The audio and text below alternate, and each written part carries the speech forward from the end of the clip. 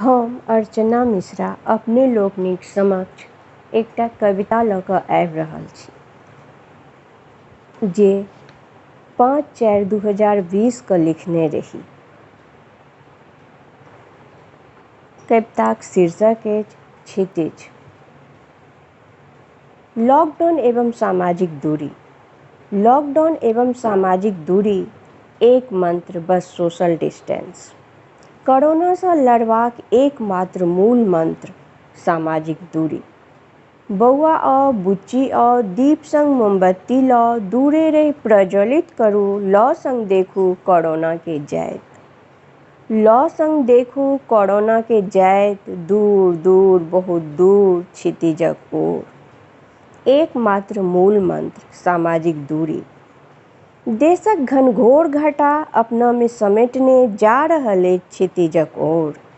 दीप मोमबत्तीक रोशनी में जा रहल अछि कोरोना संग महामारी के समेटने क्षितिजक ओर। एकमात्र मूल मंत्र सामाजिक दूरी। 5499 अंकक ई जोड़ी 5499 अंकक ई जोड़ी स्वच्छ वातावरण संग सूरजक रोशनी नव छटा बिखेरैत आबि रहल अछि। दीपक रोशनी संग एक दोसर के अंतरात्मा सँ मिलन करबैत। दीपक रोशनी संग एक दोसर के अंतरात्मा सँ मिलन करबैत ओहि दिनक इंतजार में बैसल छी घरों में दूरी बना।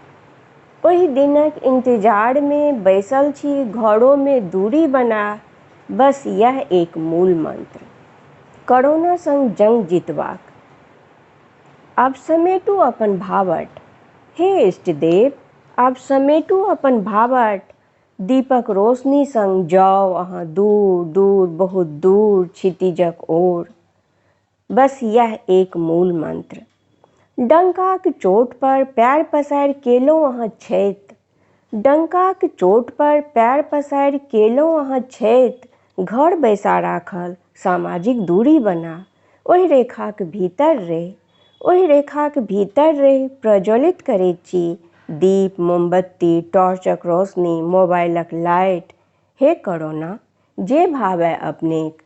हे कोरोना जे भावय अपनेक ओहि रोशनी में जाउ अपने क्षितिजक ओर।